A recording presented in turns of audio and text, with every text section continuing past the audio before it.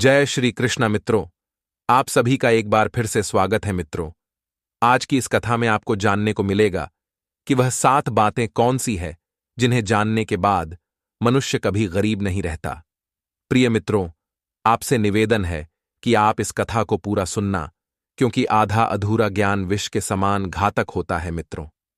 मैं जगत के संचालक भगवान श्री हरि विष्णु और माता लक्ष्मी जी से हाथ जोड़कर प्रार्थना करता हूं कि जो भी श्रोता इस कथा का श्रवण करते हैं, आप उनके जीवन के सभी कष्ट हर लेना और उनके घर को धन धान्य से भर देना और सदैव अपनी कृपा दृष्टि बनाए रखना।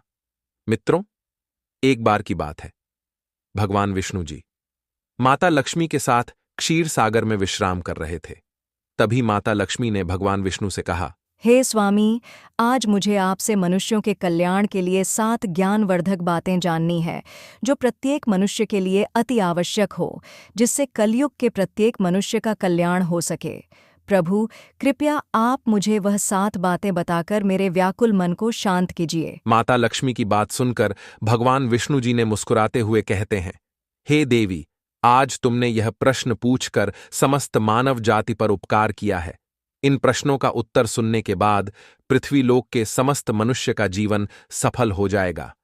लेकिन देवी लक्ष्मी, आज मैं आपके इन प्रश्नों का उत्तर एक कथा के माध्यम से देना चाहता हूं।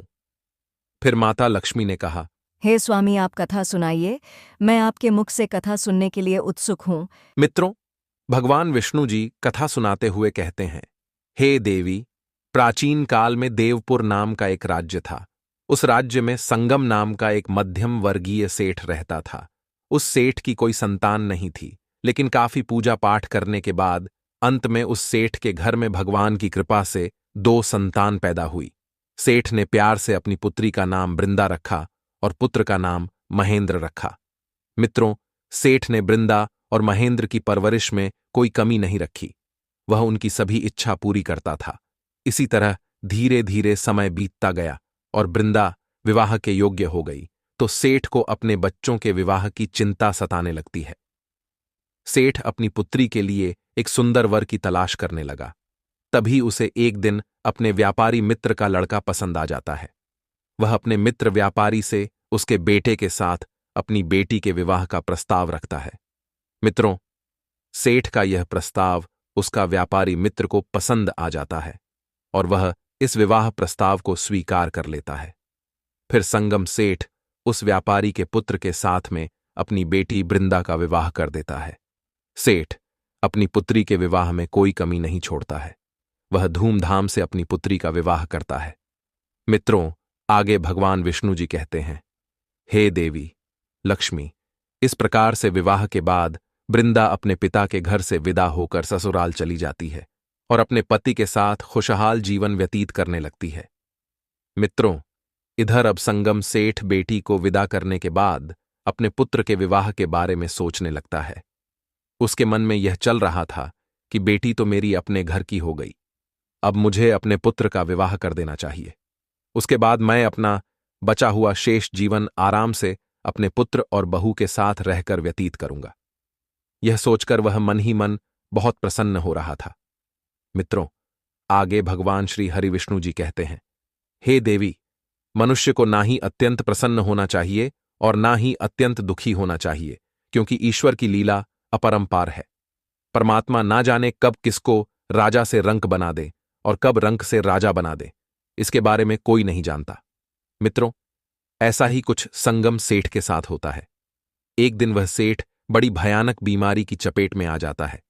सेठ का पुत्र अपने पिता की ऐसी हालत देखता है तो वह बहुत ही ज्यादा दुखी हो जाता है और अपने पिता के स्वास्थ्य के लिए अच्छे से अच्छे वैद्य हकीमों को बुलाकर इलाज करवाता है और अपने पिता के लिए महंगी से महंगी दवाइयां लेकर आता है।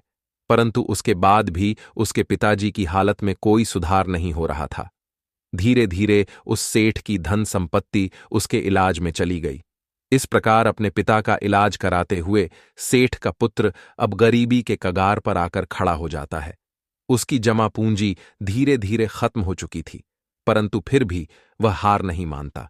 मित्रों, इतनी कोशिश के बाद भी जब सेठ की हालत में कोई बदलाव नहीं आता है, तो वह सेठ एक दिन अपने पुत्र महेंद्र को अपने पास बुलाता है और अपने बेटे महेंद्र से कहता है कि हे पुत्र, जब भी कोई काम मनुष्य के सामर्थ्य से बाहर हो जाए या फिर उस कार्य को करने से कोई समाधान न निकले, तो हमें उसी समय उस कार्य को ईश्वर के भरोसे छोड़ देना चाहिए।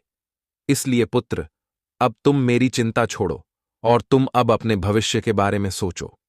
मेरा क्या है, मुझे आज नहीं तो कल इस माया रूपी संसार को छोड़कर जाना ही है, परंतु तुम्हारे सामने तो अब भी तुम्हारा सारा जीवन शेष है।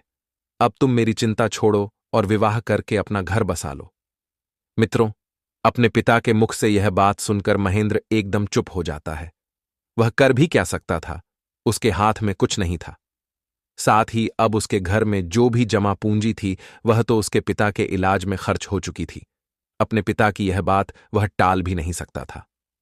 मित्रों, फिर महेंद्र अपने पिता से कहता है, पिताजी, जैसा आपके लिए उचित लगे आप वैसा कीजिए।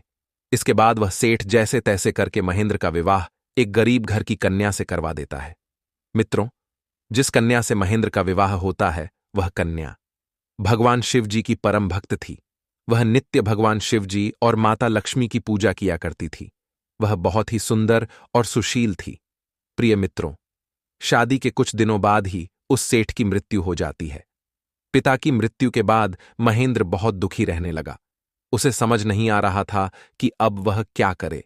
जैसे तैसे करके उसने अपने पिता का अंतिम संस्कार किया। मित्रों, महेंद्र के पास जो कुछ भी था वह पहले ही पिता की बीमारी के इलाज में जा चुका था, और अब महेंद्र के पास जो कुछ भी जमा पूंजी बची हुई थी वह उसके पिता के अंतिम संस्कार में समाप्त हो गई थी। इस प्रकार से महेंद्र अब और भी ज्यादा गरीब हो जाता है।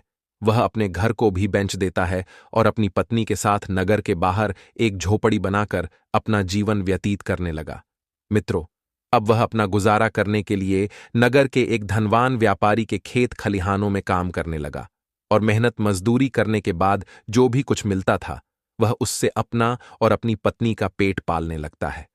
मित्रों, आगे की कथा सुनाते हुए भगवान विष्णु जी कहते हैं, हे देवी लक्ष्मी, जब यह खबर महेंद्र की बहन बृंदा को पता चली कि उसके पिता की मृत्यु हो गई है और उसका भाई बहुत गरीबी में जीवन व्यतीत कर रहा है, तो उसने सोचा कि मेरा भाई कहीं मुझसे मदद न मांगने लगे। यह सोचकर वह अपने भाई से घृणा करने लगी। मित्रों, भगवान विष्णु जी कहते हैं, हे देवी, मनुष्य की नियत कभी भी बदल सकती है। कलयुग का प्रत्येक मनुष्य धन का लोभी हो चुका है। हे देवी, जिस दिन मनुष्य के अंदर से लोभ और लालच खत्म हो जाएगा उस दिन से मनुष्य अपना जीवन सुखमय व्यतीत कर सकता है। मित्रों, इस प्रकार से महेंद्र की सगी बहन बृंदा अपने भाई महेंद्र के पास धन ना होने के कारण घृणा करने लगी। वह मन में सोचने लगी कि मेरा भाई अब तो बिल्कुल ही कंगाल हो चुका है। उसका घर जमीन सब बिक गया है और अब उसके पास में एक फूटी कौड़ी भी नहीं बची है। यदि वह ऐसी हालत में मेरे ससुराल धन मंगाने के लिए आएगा तो उसे देखकर मेरी देवरानी जेठानी मेरा मजाक उड़ाएंगी। वे मुझे ताने मारेंगी कि इसके मायके वाले तो बिल्कुल ही कंगाल है। ऐसे में तो मेरे ससुराल में मेरी बहुत ही ज्यादा बदनामी हो जाएगी। यह सब सोचकर बृंदा अपने सगे भाई से रिश्ता तोड़ देती है, और वह बहन अपने भाई के प्रति इतना निर्दयी हो जाती है कि ना तो वह अपने भाई को अपने ससुराल बुलाती है और ना ही कभी अपने भाई के घर जाती है। मित्रों, कई बार महेंद्र ने अपनी बहन को अपने घर भी बुलाया, लेकिन उसकी बहन उसके घर नहीं आती थी। वह मन ही मन में कहता है, हे भगवान, इस संसार में पिता की मृत्यु के बाद एक मेरी बहन ही थी, लेकिन अब तो वह भी मुझसे नफरत करने लगी है और अब तो वह मेरे घर भी नहीं आती है। मित्रों, महेंद्र को धीरे धीरे समझ में आ जाता है कि उसकी प्यारी सी मुस्कान वाली जो बहन हुआ करती थी वही बहन आज उससे नफरत क्यों कर रही है। मित्रों, उधर बृंदा अपनी ससुराल में ऐशो आराम की जिंदगी जी रही थी और इधर उसका भाई मेहनत मजदूरी करके जैसे तैसे अपना गुजारा कर रहा था। ऐसे ही करते करते कुछ साल गुजर जाते हैं। कुछ दिनों बाद बृंदा की ससुराल से खबर आती है कि बृंदा ने एक पुत्र को जन्म दिया है। लेकिन मित्रों, यह खबर बृंदा अपने भाई को स्वयं नहीं देती है। उसके भाई को उसी के गांव का एक लड़का यह खबर देता है जो महेंद्र के साथ सेठ के घर में काम करता था। मित्रों, यह खबर सुनकर महेंद्र बहुत खुश होता है और भागकर अपने घर पहुंच जाता है और अपनी पत्नी सुनैना से कहता है, हे प्रिय, आज मैं मामा बन गया हूं। आज मैं बहुत प्रसन्न हूं। फिर महेंद्र ने अपनी पत्नी से कहा, अब हम दोनों अपनी बहन के घर जाएंगे और अपने भांजे से मिलेंगे। महेंद्र की पत्नी सुनैना भी इस बात को सुनकर बहुत खुश हो जाती है और वह सोचने लगती है, चलो इसी बहाने मैं अपनी ननंद से जाकर के मिल तो आऊंगी और उसके घर को देख लूंगी। सुनैना खुश होकर अपने पति से कहती है, हे प्रियवर, मैं भी आपके साथ में चलूंगी, लेकिन पहले मुझे यह बताओ कि क्या हमारी प्यारी ननद ने हमारे लिए निमंत्रण भेजा है या नहीं। अपनी पत्नी के मुख से इन बातों को सुनकर महेंद्र एकदम से चुप हो जाता है। फिर थोड़ी देर बाद वह अपनी पत्नी सुनैना से कहता है, हे प्रिय, निमंत्रण तो मेरी बहन ने नहीं भेजा है। मुझे यह खबर दूसरों के द्वारा मिली है कि हमारी बहन बृंदा ने एक पुत्र को जन्म दिया है, लेकिन प्रिय, इससे क्या फर्क पड़ता है कि निमंत्रण आया है कि नहीं। आखिर वह हमारी बहन ही तो है। हो सकता है वह बेचारी काम धंधा में उलझ गई हो और निमंत्रण देना भूल गई हो। मित्रों, अपने पति की यह बात सुनकर सुनैना कहती है, हे प्रियवर, आपकी बात सही है, लेकिन बिना निमंत्रण के मैं अब ननद के घर कैसे जा सकती हूं। यह उचित नहीं है और आपको भी वहां नहीं जाना चाहिए। फिर महेंद्र अपनी पत्नी से कहता है, हे प्राणप्रिया, तुम किसी भी प्रकार की कोई सोच मत रखो, जल्दी से तैयार होकर मेरे साथ चलो। तभी सुनैना ने अपने पति से कहा, हे प्रियवर, यदि तुम जाना चाहते हो तो तुम जा सकते हो, लेकिन बिना निमंत्रण के मैं नहीं जाऊंगी। महेंद्र ने जब अपनी पत्नी के मुख से ऐसी बातें सुनी तो उसने कहा, ठीक है, यदि तुम्हारी यही इच्छा है तो तुम बच्चों के साथ घर पर ही रहो। मैं अकेला ही अपनी प्यारी बहन के ससुराल के लिए चला जाता हूं। यदि मैं अपनी बहन के ससुराल नहीं गया तो मेरी बहन की देवरानी और जेठानी मेरी बहन को ताना मारेगी और कहेंगे कि खर्चा ना हो जाए, इसलिए इसका भाई नहीं आया। अब इतना कहकर महेंद्र घर के अंदर से निकलकर बाहर चला जाता है। प्रिय मित्रों, आगे की कथा सुनाते हुए भगवान विष्णु जी कहते हैं, हे देवी लक्ष्मी, महेंद्र घर से निकलने के बाद बहन की ससुराल की ओर चल देता है। तभी वह सोचता है कि इतने दिनों बाद अपनी बहन के घर जा रहा हूं, खाली हाथ जाऊंगा तो उसकी ससुराल वाले क्या सोचेंगे। यह सब सोचकर वह अपने सेठ के पास जाता है और कुछ पैसे उधार ले लेता है और उन पैसों से वह अपनी बहन बृंदा और अपने भांजे के लिए सुंदर सुंदर कपड़े खरीदता है और उन कपड़ों को लेकर के अपनी बहन के घर चल देता है। पैदल चलते चलते महेंद्र को शाम हो जाती है। वह चलते चलते बहुत थक चुका था, सूरज अस्त होने वाला था। तभी वह अपनी बहन के घर के दरवाजे पर जा पहुंचता है और कुंडी खड़काने लगता है और अपनी बहन को आवाज देता है, किंतु अंदर से कोई भी बाहर निकलकर नहीं आता है। वह उदास होकर दरवाजे के एक तरफ जाकर बैठ जाता है। मित्रों, वह बेचारा वहीं दरवाजे के पास बैठकर अपनी बहन के आने का इंतजार करने लगता है। फिर कुछ समय बाद बृंदा की जेठानी छत पर से कुछ सामान ले जाने के लिए आती है तो उसकी नजर दरवाजे पर पड़ जाती है और वह महेंद्र को पहचान लेती है। महेंद्र को देखने के बाद बृंदा की जेठानी जाकर बृंदा से बताती है कि बृंदा, आज तेरा भाई तेरे घर आया है, बाहर जाकर देख, तेरा भाई दरवाजे के पास में बैठा है। जब बृंदा ने अपनी जेठानी के मुख से यह बात सुनी तो वह अपनी जेठानी से पूछने लगती है कि दीदी, मेरे भाई ने क्या पहन रखा है। तब उसकी जेठानी कहती है कि तुम्हारा भाई फटे पुराने कपड़े पहनकर द्वार पर बैठा है, वह तुम्हारे आने का इंतजार कर रहा है। यह सुनकर बृंदा को शर्म आने लगी और वह गुस्से से भर जाती है और सभी से नजरें बचाते हुए अपने भाई के पास पहुंचती है। मित्रों, अपनी बहन को अपने पास आते हुए देख महेंद्र बहुत खुश हो जाता है।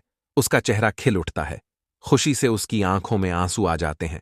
लेकिन बृंदा ने जैसे ही अपने भाई को ऐसी हालत में देखा, वह उस पर बहुत क्रोधित होती है और उसे अपने साथ में सबकी नजरों से बचाते हुए घर के सबसे पीछे वाले कमरे में ले जाती है और गुस्से में पूछती है, तुम यहां क्या करने आए हो? तुम्हें निमंत्रण किसने दिया था? अपनी बहन की ये बातें सुनकर महेंद्र बहुत दुखी हो जाता है।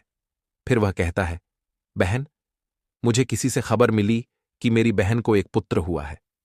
यह सुनकर मैं खुशी के मारे तुमसे मिलने चला आया। मित्रों, फिर वह कहता है, बहन देखो, मैं तुम्हारे लिए नए नए कपड़े लेकर आया हूं। अपने भाई के मुख से इन बातों को सुनकर बृंदा को तनिक भी दया नहीं आई और वह अपने भाई से कहती है, सुनो भाई, तुम्हें इस तरीके से फटे पुराने कपड़े पहनकर बेशर्मों की तरह मेरे घर नहीं आना चाहिए था। मेरी देवरानी जेठानी के सामने अब मेरी क्या इज्जत रह गई। कम से कम अपनी नहीं तो मेरी इज्जत और मान सम्मान का तो ख्याल किया होता। आखिर तुम्हारी तो कोई इज्जत है ही नहीं। कम से कम तुमने मेरी इज्जत के बारे में तो सोचा होता। अपनी बहन के मुख से ऐसे कटु शब्द सुनकर उसका हृदय बैठ गया, मानो उसे किसी ने जीते जी मार दिया हो। वह सोचने लगा, जिस बहन को मैं इतना ज्यादा प्यार करता था, आज वह मेरी गरीबी के कारण मुझसे नफरत करने लगी है। वह अपनी बहन से हाथ जोड़कर माफी मांगने लगता है और कहता है, हे बहन, मुझे माफ कर दो। मुझे नहीं पता था कि मेरी वजह से यहां तुम्हारी बदनामी होगी। मैं तो हमेशा से यही चाहता था कि मेरी बहन सदा खुश रहे। मैं तो इसलिए चला आया कि तुम्हारी देवरानी जेठानी तुम्हें ताना न मारे कि इसका भाई नहीं आया है, इसके घर में कोई नहीं है। देखो, मैंने तुम्हारे लिए नए नए कपड़े भी लिए हैं। मित्रों, फिर महेंद्र करुण स्वर में कहता है, बहन, यदि मुझे यह बात पहले पता होती कि तुम मेरी वजह से इतनी आहत हो जाओगी और तुम्हें मेरे आने से इतना बुरा लगेगा, तो मैं तुम्हारे घर तो क्या, मैं इस नगर में भी कभी नहीं आता। मित्रों, अपने भाई की ये बातें सुनकर बृंदा का गुस्सा थोड़ा शांत हो जाता है। फिर वह महेंद्र से कहती है, चलो, जब तुम आ ही गए हो तो मेरी एक बात ध्यान से सुन लो। जब तक मेरे बच्चे के जन्म की सारी रस्में पूरी नहीं हो जाती, तब तक तुम इसी कमरे में बंद रहना और भूल कर भी इस कमरे से बाहर निकलने की गलती मत करना, वरना तुम्हें देखकर सभी नगरवासी और आए हुए मेहमान कहेंगे कि बृंदा का भाई तो भिखारी है, इसके पास तो पहनने के लिए कपड़े भी नहीं हैं। जब सभी मेहमानों के लिए भोजन बन जाएगा तो मैं तुम्हारे लिए भोजन की थाली इस कमरे में पहुंचा दूंगी। तुम भोजन करके चुपचाप पिछले दरवाजे से अपने घर को चले जाना। महेंद्र कहता है, ठीक है बहना, जैसा तुम बोलोगी हम वैसा ही करेंगे। मैं आज रात को ही तुम्हारे घर से अपने गांव के लिए चला जाऊंगा। इतना कहने के बाद महेंद्र कमरे में बैठ जाता और उसकी बहन बृंदा कमरे के बाहर चली जाती है और जाते समय बाहर से वह कमरे की कुंडी लगा लेती है। महेंद्र उस कमरे में बैठकर अपनी बहन के वापस आने का इंतजार करने लगता है। प्रिय मित्रों, आगे भगवान विष्णु जी कहते हैं, हे देवी। इधर महेंद्र उस कमरे में बैठा हुआ अपनी बहन के लौटने का इंतजार कर रहा था कि मेरी बहन मेरे लिए भोजन लेकर आ रही होगी। वह मन ही मन बहुत प्रसन्न हो रहा था कि आज तो उसे बहुत दिनों बाद बहन के हाथों से स्वादिष्ट भोजन खाने को मिलेगा। परंतु महेंद्र को क्या पता था कि उसकी बहन अपने भाई को उस कमरे में बंद करके अपने घरेलू काम धंधे में लग चुकी है और भाई के लिए भोजन देना भूल गई है। मित्रों, बृंदा काम में इतना ज्यादा व्यस्त हो जाती है कि उसे याद ही नहीं रहता कि उसने कमरे में अपने भाई को बंद किया है। मित्रों, धीरे धीरे समय बीतने लगता है। दिन भर चलने के कारण महेंद्र को भूख प्यास भी लग रही थी और अकेले बंद कमरे में उसका दम घुटने लगा और उसकी हालत भी खराब होने लगती है। तभी महेंद्र अपनी बहन बृंदा को आवाज लगाता है, लेकिन उसकी आवाज को कोई भी नहीं सुनता है, क्योंकि बृंदा ने जिस कमरे में अपने भाई को बंद किया था उस कमरे में कोई भी नहीं आता था। धीरे धीरे करके महेंद्र को उस कमरे में पड़े पड़े 2 दिन बीत जाते हैं। वह बहुत दुखी होता है और मन ही मन अपने आप को कोसने लगता है। प्रिय मित्रों, आगे भगवान विष्णु जी कहते हैं, हे देवी। महेंद्र अब एकदम से निराश हो गया और उसे अपने बच्चे और पत्नी की याद आने लगी। वह सोचने लगा, अगर मुझे यहां कुछ हो गया तो मेरी पत्नी और बच्चे का ख्याल कौन रखेगा? मेरी पत्नी मेरे ना होने पर कैसे बच्चे का पालन पोषण करेगी? यह सब सोचकर वह मूर्छित होकर गिरने ही वाला होता है। तभी उसे दरवाजे के बाहर किसी के आने की आवाज सुनाई देती है। जब महेंद्र के कानों में किसी के आने की आवाज सुनाई देती है तो वह अपनी पूरी ताकत से उस कमरे का दरवाजा पीटने लगता है और जोर जोर से आवाज देने लगता है। मित्रों, जब बृंदा की जेठानी के कानों में उस दरवाजे को पीटने की आवाज जाती है तो वह दरवाजे को खोल कर देखती है तो वह बृंदा के भाई को देखकर चौंक जाती है और महेंद्र से पूछने लगती है, हे भाई, तुम्हें इस कमरे में किसने बंद किया है? महेंद्र इस बात का कोई जवाब नहीं देता है, क्योंकि वह अपनी बहन को उसकी ही जेठानी की नजरों में गिराना नहीं चाहता था। परंतु जब बृंदा की जेठानी ने दोबारा पूछा तो महेंद्र ने बहाना बनाते हुए कहता है कि मैं इस कमरे में आराम कर रहा था। तभी किसी ने भूलवश बाहर से दरवाजे की कुंडी लगा दी और मैं इस कमरे में बंद हो गया। फिर वह बृंदा की जेठानी को धन्यवाद करता है और कहता है, बहन, यदि तुम आज नहीं आती तो मेरे प्राण चले जाते। और इतना कहने के बाद वह किसी को कुछ बताए बिना ही घर के पिछले दरवाजे से चुपचाप निकलकर बाहर चला जाता है।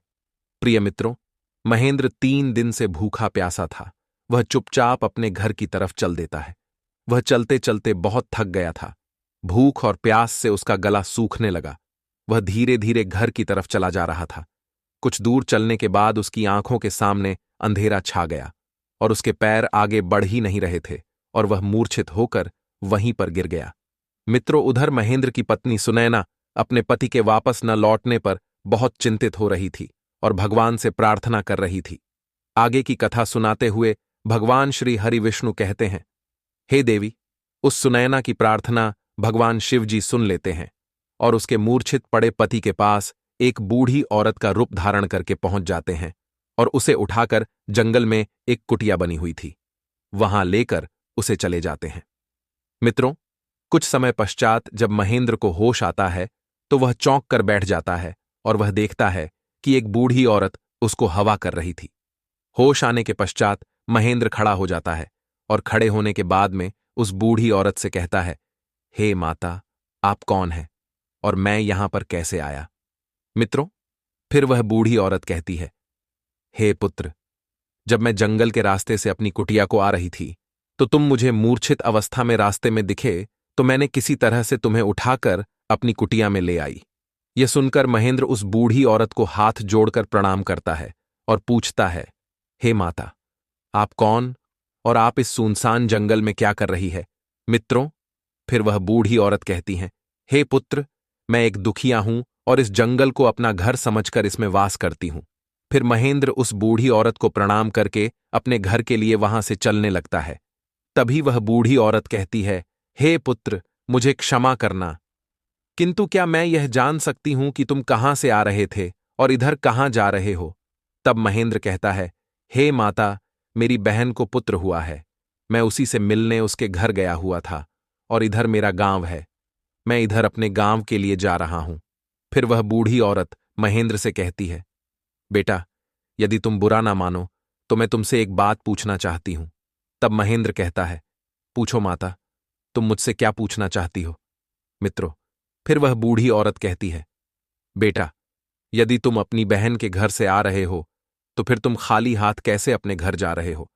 क्या तुम्हारी बहन ने तुम्हारे बच्चों और पत्नी के लिए कुछ नहीं भेजा? मित्रों, उस बूढ़ी औरत के मुख से ऐसी बातों को सुनकर महेंद्र की आंखों में आंसू आ जाते हैं।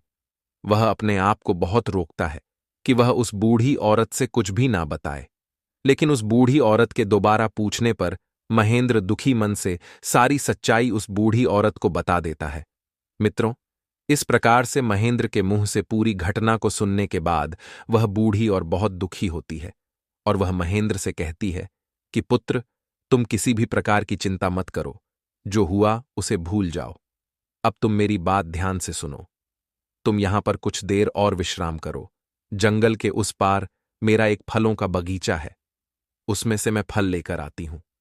तुम उन्हें खाने के बाद जाना, क्योंकि तुमने कई दिनों से कुछ नहीं खाया है। मित्रों, इतना कहकर वह बूढ़ी औरत बगीचे से फल तोड़ने चली जाती है और कुछ ही देर में बहुत से फल तोड़कर ले आती है और महेंद्र को खाने के लिए दे देती है। मित्रों, महेंद्र भरपेट फल खाता है। उसके बाद भी बहुत से फल बच जाते हैं। फिर वह बूढ़ी औरत कहती है, पुत्र, इन बचे हुए फलों को तुम अपने साथ लिए जाना, क्योंकि जब तुम घर पहुंचोगे तो तुम्हारी पत्नी और बच्चे जब भी तुमसे मिलेंगे तो पूछेंगे कि तुम अपनी बहन के ससुराल से क्या लेकर के आए हो, तो तुम कह देना, मेरी बहन ने तुम्हारे लिए बहुत सारे फल भेजे हैं।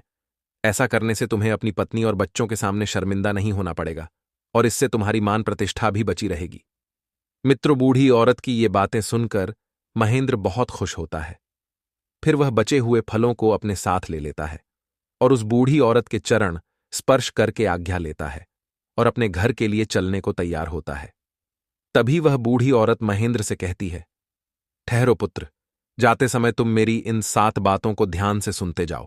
यह तुम्हारे जीवन में बहुत काम आएंगी। मित्रों, आगे की कथा सुनाते हुए भगवान श्री हरि विष्णु जी कहते हैं, हे देवी, अब आगे की कथा में जानेंगे कि वह 7 बातें कौन सी हैं जिसे सबको पता होनी चाहिए। अब इस कथा में आपको वह 7 बातें जानने को मिल जाएंगी। हे देवी, इस प्रकार से बूढ़ी औरत जो साक्षात भगवान शिव जी का अवतार थी, वह महेंद्र को 7 बातें बताती है और उन 7 बातों को सुनने के बाद महेंद्र अपने घर के लिए चल देता है। वह रास्ते में बहुत प्रसन्न था और उस बूढ़ी औरत का मन ही मन आभार प्रकट करते हुए घर की ओर चला जा रहा था। मित्रों, महेंद्र जब फलों से भरे हुए उस थैले को लेकर अपने घर पर पहुंचता है तो यह देखकर उसकी पत्नी और बच्चे बहुत खुश होते हैं। फिर महेंद्र फलों से भरा हुआ थैला अपनी पत्नी को दे देता है। मित्रों, थैला देने के बाद वह घर से निकलकर खेतों में काम करने चला जाता है। इधर महेंद्र की पत्नी सुनयना ने जब उस थैले को खोलकर देखा तो वह उसके अंदर का दृश्य देखकर आश्चर्यचकित हो गई। उसे अपनी आंखों पर विश्वास नहीं हो रहा था। उसने सोचा शायद यह मेरी आंखों का भ्रम है। उसने थैले के अंदर हाथ डालकर देखा तो सभी फल सोने चांदी के थे। वह इतना सारा धन देखकर घबरा जाती है और भागकर अपने पति के पास जाती है और अपने पति के पास पहुंचकर कहती है, हे प्रियवर, तुम तो बहन के घर गए थे और वहां से आप लेकर क्या आए हो मित्रों? अपनी पत्नी की ऐसी पहेली भरी बातें महेंद्र को बिल्कुल भी समझ में नहीं आ रही थी।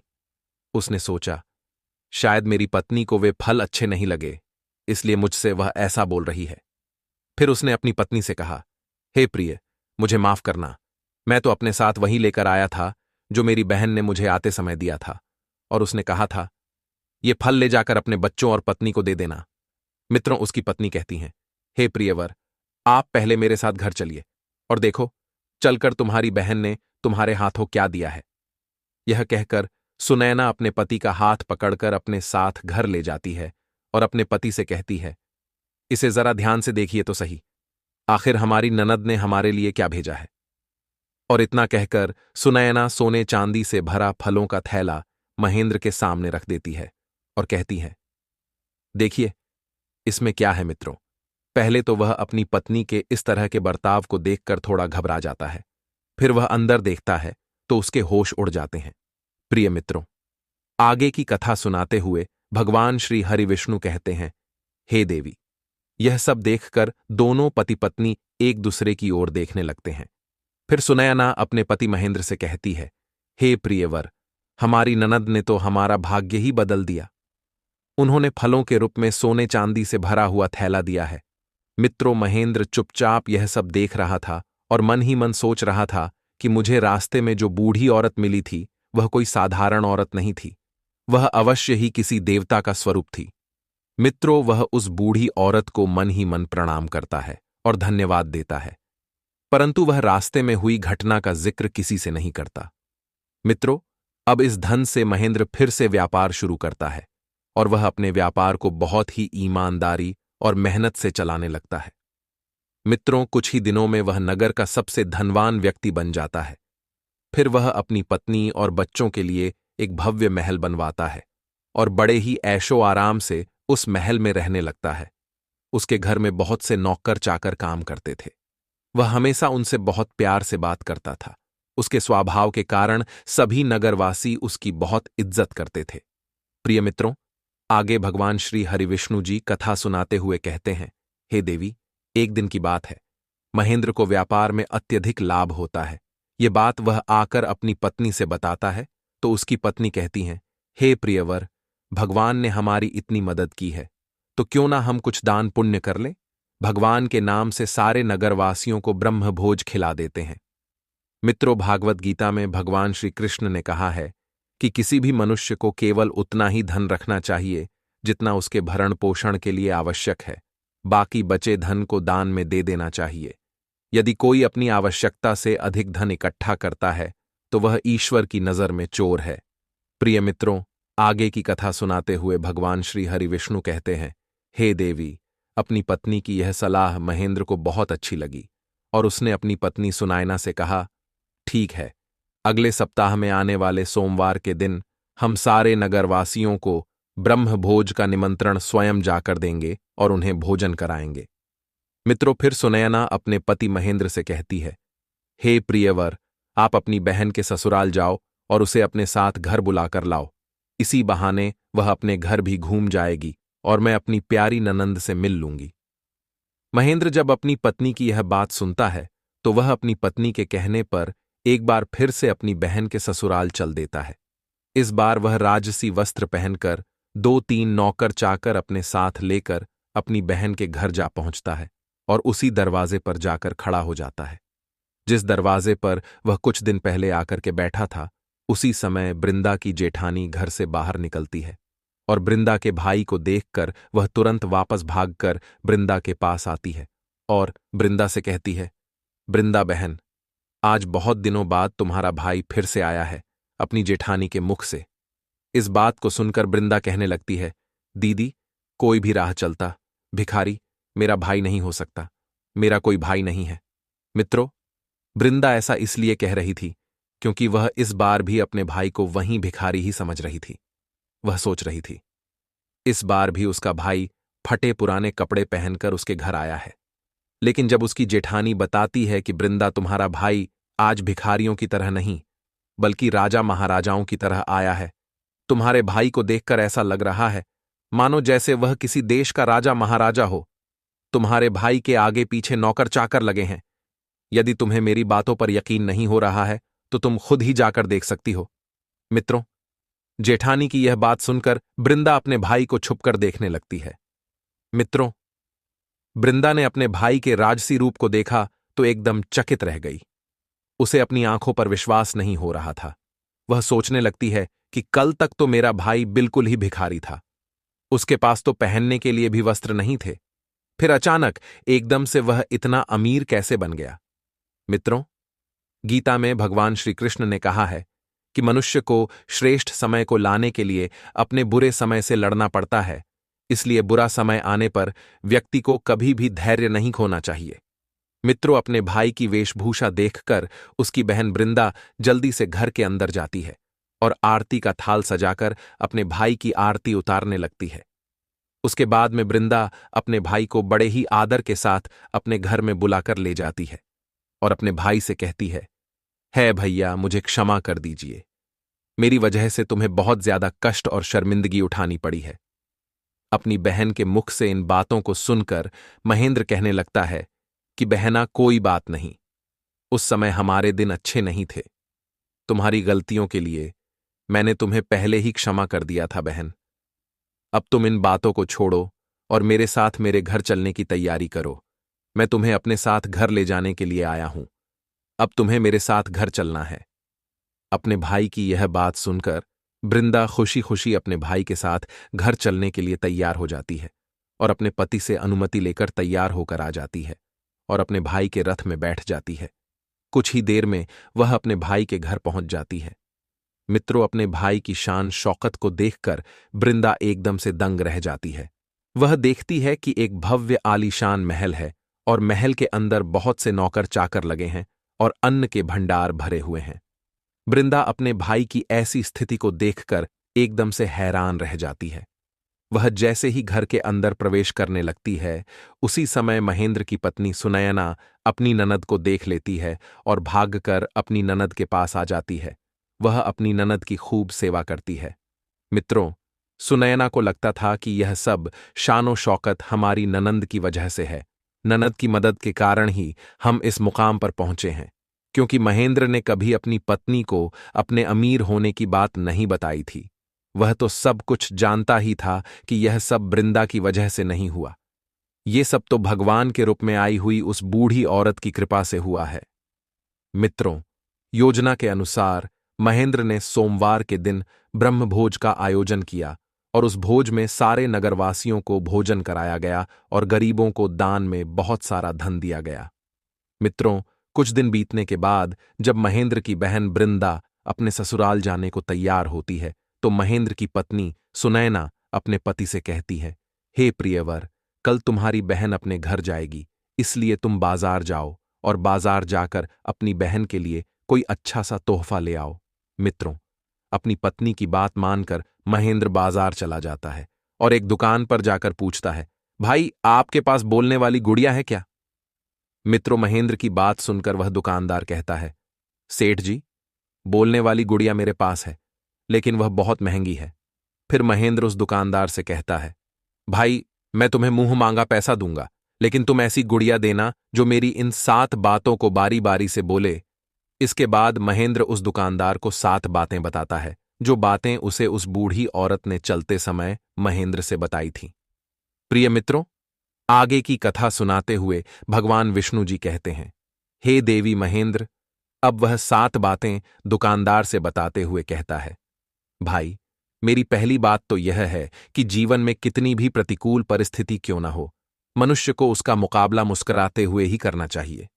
दूसरी बात यह है कि प्रत्येक मनुष्य को अच्छे विचार रखने चाहिए। उसके विचार ही उसे आत्मविश्वास प्रदान करते हैं और उस व्यक्ति को गरीबी से निकलने की प्रेरणा मिलती है। तीसरी बात, जो मनुष्य फल की इच्छा छोड़कर कर्म पर ध्यान देता है, उस मनुष्य को उसी के अनुरूप फल की प्राप्ति होती है। चौथी बात, जो मनुष्य समय के भरोसे बैठा रहता है, वह सदा गरीब बना रहता है। इसलिए मनुष्य को आलस का त्याग करके अपने कर्तव्यों का निर्वाहन करना चाहिए। पांचवी बात यह है कि मनुष्य के जीवन में गरीबी से बड़ा है कोई अभिशाप नहीं है, इसीलिए मनुष्य को ज्ञान को हासिल करके अपने अंदर के अज्ञान को दूर करना होगा, तभी वह गरीबी के दलदल से बाहर निकल सकता है। छठी बात, मनुष्य को खुद से बेहतर कोई नहीं जान सकता, इसलिए स्वयं का आकलन करना बेहद जरूरी है।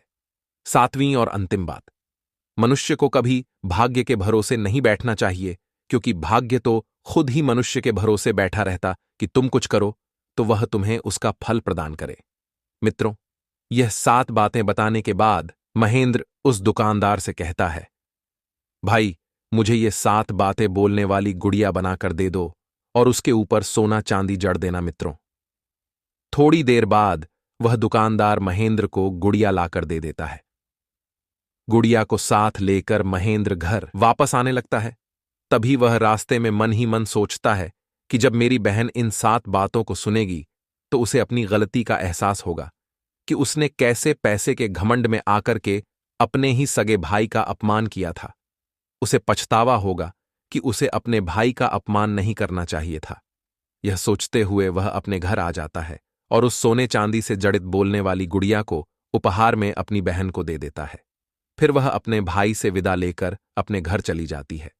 प्रिय मित्रों, आगे भगवान विष्णु जी कहते हैं, हे देवी, जब बृंदा अपने ससुराल पहुंचती है तो उसकी देवरानी जेठानी पूछने लगती है, बृंदा बहन, तुम अपने भाई के घर से आई हो, तुम्हारे भाई ने तुम्हें क्या उपहार दिया है? तब बृंदा अपने ससुराल वालों को अपने भाई के द्वारा दी हुई भेंट दिखाती है और वह कहती है, देखो, मेरे भाई ने मुझे सोने चांदी से जड़ित यह गुड़िया दी है। मित्रों, जैसी ही बृंदा उस गुड़िया को जमीन पर रखती है, वह गुड़िया एक एक करके 7 बात बोल देती है जो उसके भाई ने उस गुड़िया के अंदर डलवाई थी। प्रिय मित्रों, जब बृंदा उस गुड़िया की बातें सुनती है तो शर्म से उसका सिर नीचे झुक जाता है और अपने भाई को याद करके एकदम से रोने लगती है। फिर उसकी देवरानी जेठानी उससे पूछती है, बहन, क्या हुआ? तुम अचानक से ऐसे क्यों रो रही हो? मित्रों, फिर बृंदा अपनी देवरानी और जेठानी को सारी बातें बताती है कि हे बहन, मैंने पैसों के घमंड में आकर अपने ही सगे भाई का अपमान किया था। आज उसी भाई ने मुझे उपहार में सोने चांदी से जड़ित यह गुड़िया दी है। आज मुझे अपने आप से नफरत होने लगी है। फिर उसकी जेठानी बृंदा को समझाते हुए कहती हैं, हे बहन, जो भी कुछ हुआ उसे भूल जाओ, आगे से याद रखना, कभी किसी के साथ में ऐसा बर्ताव मत करना, क्योंकि समय बड़ा बलवान होता है।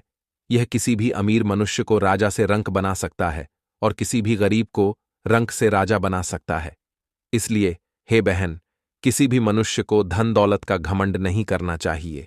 जिस मनुष्य के अंदर धन का घमंड आ जाता है, उस घर से माता लक्ष्मी हमेशा के लिए दूर चली जाती है। इसलिए मेरी यह बातें तुम सदा याद रखना। मित्रों, बृंदा को अपनी जेठानी की यह बात समझ में आ जाती है और वह अब घर में सबके साथ प्रेम व्यवहार के साथ पेश आने लगी थी और अपने से बड़ों की इज्जत भी करने लगी थी। मित्रों, भगवान विष्णु जी कहते हैं, हे देवी, इस कथा को सुनने के बाद आपको वह 7 बातें पता चल गई होंगी कि वह कौन सी 7 बातें हैं जिन्हें जानने के बाद मनुष्य जीवन में कभी गरीब नहीं रहता है। मित्रों, फिर माता लक्ष्मी जी कहती हैं, हे नाथ, आपके मुख से इस कथा को सुनकर मैं धन्य हो गई। हे प्रभु, आज मैं आपको वचन देती हूँ कि जो भी मनुष्य इस कथा में बताई गई बातों का अनुसरण करेगा, मैं उसके घर में स्वयं वास करूंगी और उसके घर में कभी भी गरीबी और दरिद्रता नहीं आने दूंगी। प्रिय मित्रों, मनुष्य को कभी भी अपने धन का घमंड नहीं करना चाहिए। हमारे पवित्र गीता ग्रंथ में भगवान श्री कृष्ण ने कहा है कि मनुष्य को परिस्थितियों से भागना नहीं चाहिए, बल्कि उसके सामने डटकर खड़े हो जाओ और उसका सामना करो, क्योंकि मनुष्य का पहला कर्तव्य है कि कर्म करना। हम कर्म करके ही अपनी परेशानियों से जीत सकते हैं। मित्रों, कभी कभी भगवान अपने भक्तों के प्रेम की परीक्षा लेने और उनके विश्वास और प्रेम को पहले से अधिक मजबूत बनाने के लिए जानबूझकर उन्हें कई कठिनाइयां देते हैं, क्योंकि कठिन समय में ही भक्त भगवान के करीब पहुंच पाता है। प्रिय मित्रों, इस प्रकार से आज की यह ज्ञान से परिपूर्ण कथा समाप्त हुई। आशा करते हैं आपको यह कथा पसंद आई होगी। मित्रों, आपको यह कथा पसंद आई हो तो कमेंट बॉक्स में एक बार सच्ची श्रद्धा से जय श्री हरि विष्णु, जय श्री कृष्णा अवश्य लिखना। मित्रों, वीडियो देखने के लिए आप सभी का धन्यवाद।